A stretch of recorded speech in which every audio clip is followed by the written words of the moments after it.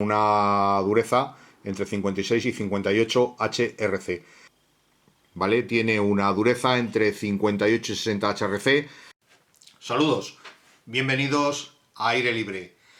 Al principio habéis visto dos pequeños fragmentos de unas revisiones de cuchillos que tengo en mi canal. En el mismo aparece siempre la misma palabra, dureza HRC, seguido de un valor numérico. ¿Qué es este HRC? ¿Para qué sirve? ¿De dónde sale? ¿Cómo se mide? Si queréis saber un poco más sobre el tema, os invito a que os quedéis a ver el vídeo.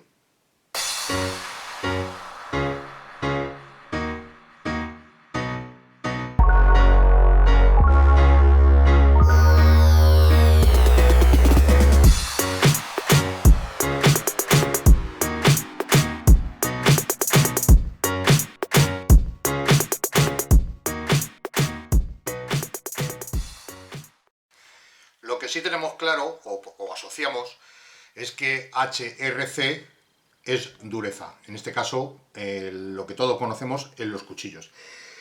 La dureza ha sido un tema que siempre ha estado presente en la vida del ser humano.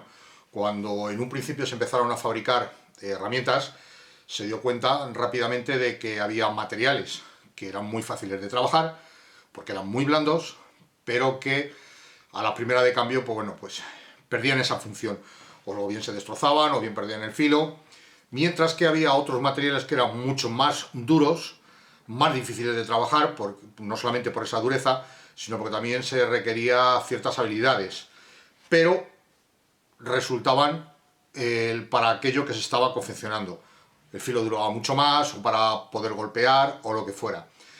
A lo largo de la historia siempre el ser humano ha ido buscando este tipo de elemento. En la edad del bronce, por sí, el bronce no es un material que exista en la naturaleza, de forma natural, es lo que se llama una aleación, es decir, la unión de dos metales, que en este caso es cobre y estaño. Por separados, ambos metales son muy blandos, o sea, no tienen una dureza que nos permitan fabricar herramientas. Sin embargo, al unir los dos se consigue otro material nuevo, en este caso el bronce, que tiene cierta dureza. Siempre se ha ido buscando este término, sobre todo en metalurgia, que es lo que vamos a hablar a partir de ahora. Antiguamente, la única manera de que se podía medir la dureza de un material era en los talleres, en las forjas, por medio de una lima templada, que era el material más duro que se tenía en ese momento. No sé si alguno de vosotros habéis visto alguna vez el programa este de Forjado a Fuego. Cuando los concursantes sacan la hoja del temple, lo que hacen es deslizar una lima por encima del filo para comprobar si está dura o no. Si la lima resbala sobre el lomo, o sea, sobre el filo, y no le hace ningún tipo de mella, ni rasguño, ni nada, ese filo está templado y está duro. Si por el contrario la lima se atasca, araña o lo que es peor todavía, come material, ese filo no está templado, está blando.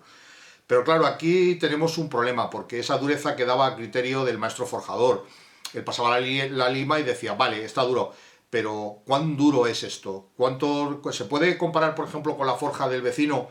¿Cuál de los dos es más duro? Entonces ya se empezaron a mirar otro tipo de valores. En este caso, en la industria, cuando se hace un control, existen dos formas de hacer ese control. Uno es el que se llama por atributos y otro por variables. En este caso, el que estamos comentando es por atributo, o sea, vale, no vale, es duro, no es duro, es igual o no es igual, pero se requería un valor numérico. Ese valor numérico es lo que se llama por variables. ¿Cómo se consiguió esto? Bueno, pues no tengo ninguna imagen que haya podido sacar por ahí, ni de YouTube, ni en fotografía, ni nada, pero sí que os voy a poner ahora un pequeño fragmento de cómo se hacía inicialmente este proceso.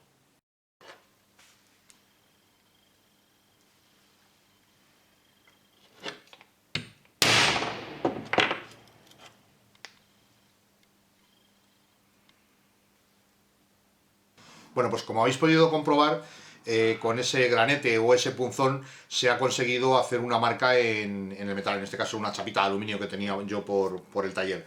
Esa muesca al final se comparaba con una escala. Dependiendo del tamaño y la profundidad que se hubiera hecho en esa pieza metálica, se comparaba con unos patrones y te daba un valor de dureza. Pero claro, volvía a existir otro problema.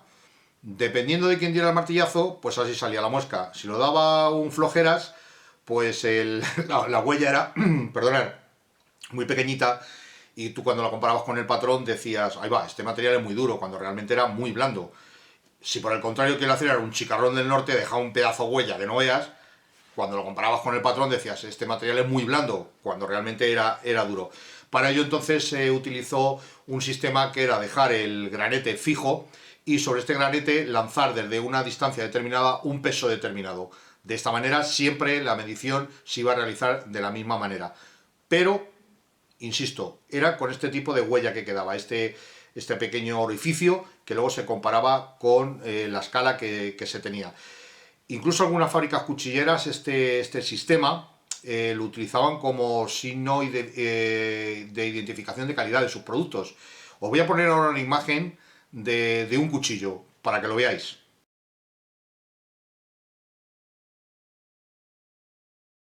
Bueno, pues ya habéis visto, es un Aitor. Y es que la casa Aitor en la década de los 80, a principios de los 80, cuando sacó el que para mí es mi amor platónico dentro de los cuchillos, que es el Jungle King 1, os habéis fijado donde estaba el circulito, es un control de calidad con una muesca. Eso significaba que todos los cuchillos habían pasado un control de dureza. Muchos de vosotros diréis, bueno, pero si es que se puede hacer en todo. Si lo que se fabrica es poco, sí que se puede hacer, pero normalmente lo que se utiliza en la industria es un muestreo, es decir, no se mide en este caso la dureza de todos los cuchillos, sino que se coge un número determinado al azar y se hace esa medición. El valor, digamos, que es representativo del resto de la muestra, es lo que es una de estadística pura y dura. Pero en este caso Aitor sí que lo hacía en sus cuchillos, se notaba en la hoja ese pequeño picotazo, como diciendo de que se había hecho un control de calidad. Dureza se mide a muchísimas cosas en nuestro mundo cotidiano, o sea, no solamente en el siderúrgico. De hecho, hay un montón de escalas diferentes para medir este tipo de dureza. No voy a hablar de todas ellas porque no es el caso aquí. Por aquí, por la pantalla, irán apareciendo los diferentes nombres. Por ejemplo, deciros que la escala MOCH se utiliza en los minerales y es la resistencia que ese mineral tiene para ser rayado, la dureza que tiene para ser rayado. Es una escala del 1 al 10, siendo el 1 el talco, que es el más blando porque se araña fácilmente con la uña, siendo el más duro, el 10, que sería en este caso el diamante, que es el elemento natural más duro que existe. Pero bueno, pues existen pues otro tipo, por ejemplo el SOR, que se utiliza para medir la de los neumáticos, en fin. Bueno, por aquí habéis visto el nombre de las diferentes escalas que se suelen utilizar. En el mundo industrial la que más se suele utilizar es Brinell, la escala Brinell. Y la forma de diferenciarla es con HB. En nuestro caso, en el caso de la metalurgia y en el caso de los cuchillos, se utiliza la escala Roswell, que es HR. No estoy muy convencido porque lo he intentado buscar pero no lo he encontrado. Creo que la H viene del inglés, de hardness, que es duro. Si estoy equivocado, por favor, decírmelo. Sería la H de hardness, duro, seguido de la R, en este caso, de Rowell. Estamos utilizando una escala de dureza, Rowell. Y luego hay una serie de letras. Nosotros normalmente siempre es la C, pero existe la A, la B y la C, dependiendo de qué tipo de material vamos a utilizar y del método que se ha utilizado. Perdona que tengo aquí las notas para no perderme.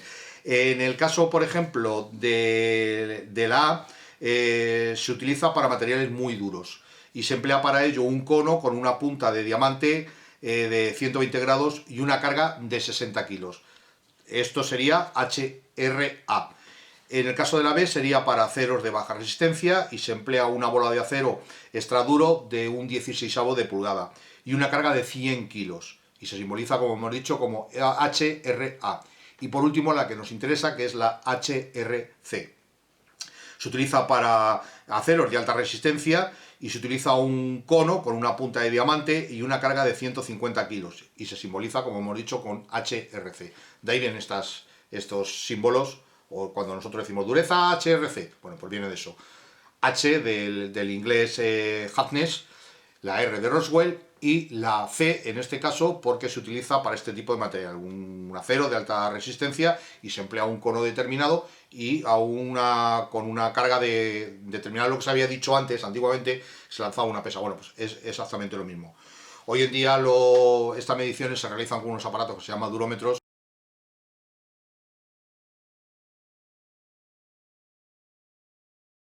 y directamente ya te da la lectura de la dureza del material. No hace falta ir comparando ese patrón según la huella. ¿Por qué esta dureza? Y sobre todo en los cuchillos, ¿por qué casi todos se encuentran entre 56 y 58 HRC? Bueno, se ha determinado de que este es quizás el valor de dureza mejor que se le puede dar a un cuchillo. A mayor número, mayor dureza. Pero a mayor dureza tenemos un problema, que es el afilado. Entre 56 y 58, 59 HRC, digamos que nuestros filos los podemos realizar el reafilado en casa con una piedra o con una chaira de una manera realmente fácil, por decirlo así. Si supera los 60 HRC ya es un acero demasiado duro. Afilarlo en casa nos costaría un montón y normalmente este tipo de dureza se suele emplear, o sea, para afilarlo se suelen emplear medios mecánicos. O sea, por eso casi todos los cuchillos, bueno, pues se mueven en esta escala entre 54, 56, lo normal son 56, 58 HRC. Es por eso. Bueno, pues espero de que os haya aclarado un poquito más el por qué cuando se hace una revisión de un cuchillo se dice este cuchillo tiene una dureza HRC determinada, de dónde ha venido, de por qué y toda esta historia. Espero que os haya gustado. Como siempre os digo, un abrazo muy fuerte a todos y a todas y os espero en un próximo vídeo de Aire Libre. Hasta pronto.